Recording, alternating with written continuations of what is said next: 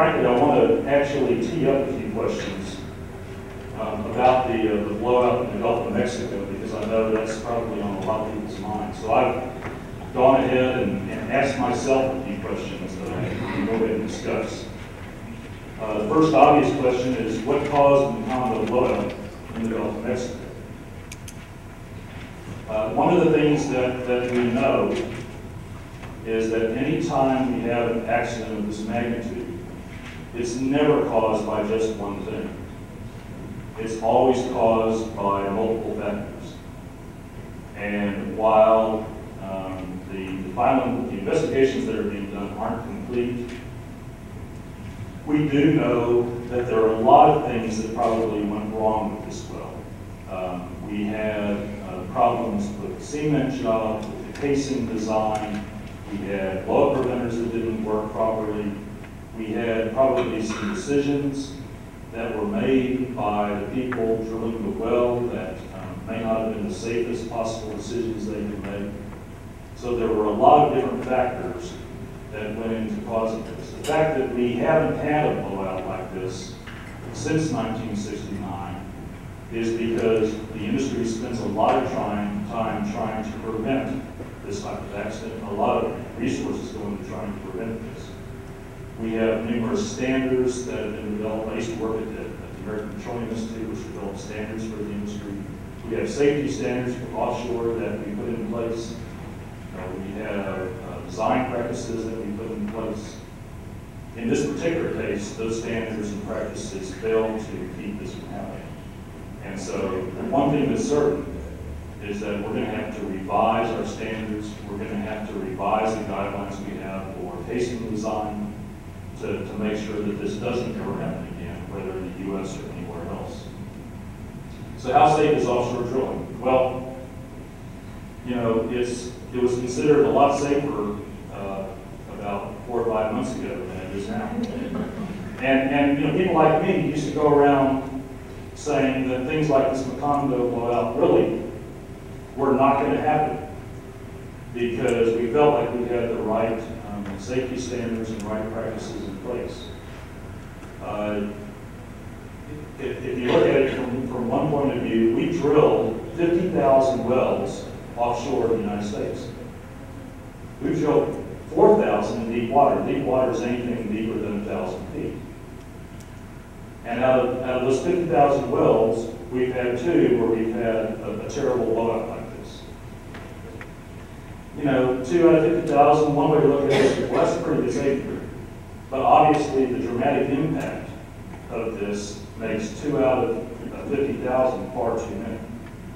And so, one thing I do know is that we will make these kinds of operations safer for the future. There are already industry groups working on trying to figure out how to do things more safely. The Department of Interior is already developing tighter safety standards, and we will make this safer.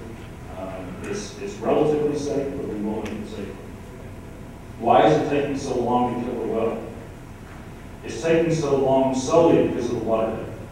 We're in 5,000 feet of water. The things that we need to do to kill this well are not anywhere near as difficult if you're onshore or in shallow water. If this were an onshore well, it would have been killed within a few days of the accident. If it were in shallow water, it would have been killed within a week or 2 of the accident. But in 5,000 feet of water, the only way you can work on the wellhead, the only way you can operate is remotely operated vehicles with robots that operate underneath the ocean surface. And that's what's taking this so long, unfortunately.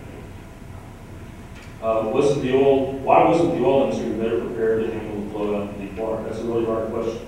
Because in hindsight, you know, you can think of things that we could have done to put ourselves in a better position to deal with this type of blowout. And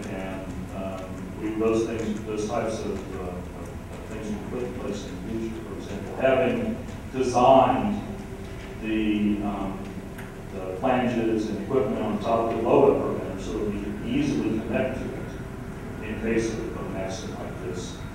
Having equipment designed and ready long before the well is drilled, so that if you have this type of failure, that you have a way to tie into the drilling riser. Those are the kinds of things, obviously, we'll have in the future.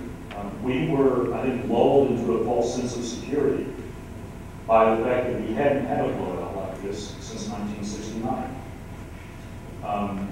It's going to be a long, long time before we ever get lulled into a false sense of security again. Why is deep water drilling necessary? Roughly a third of the oil that we produce in the United States comes from deep water Gulf of Mexico. There are huge reservoirs in deep water. There's a huge industry in Brazil that's based on deep water development. It's where the oil is. And so that's where we have to drill. We've drilled the shallow areas of the Gulf of Mexico. We've drilled thousands and thousands of wells onshore in the U.S. And so if we're going to find oil, we're going to have to go into deeper and deeper waters. What changes are needed to keep this from happening? While the official investigations haven't been complete, there are a lot of people who have been working on this. One of the things that's interesting to me is that while this was a BP accident, every major company around the world and numerous engineering companies have sent their best technical experts to BP to help them. Because there's over 50 companies that have sent their staff to BP's offices in Houston to help them with this blowout. And there are literally thousands of people working on getting this under control. And we're learning a lot. Unfortunately, we're learning a lot from the disaster, but we're learning a lot about what's going on. And we will learn how to keep this from happening again. And we will put in new practices to try and prevent this. And we'll put in new practices so that if we do have another blowout, that we can kill the well and take control of the well more quickly. So we will change our operating practices. The other really large disaster we had in our industry was on the Piper Alpha platform in the North Sea. And we dramatically changed our practices. That was about 25 years ago. We dramatically changed our practices after the Piper Alpha disaster. There were over 100 people killed in that accident on a production platform in the North Sea. And we made our industry much, much safer after that accident. And we will have to do the same thing for the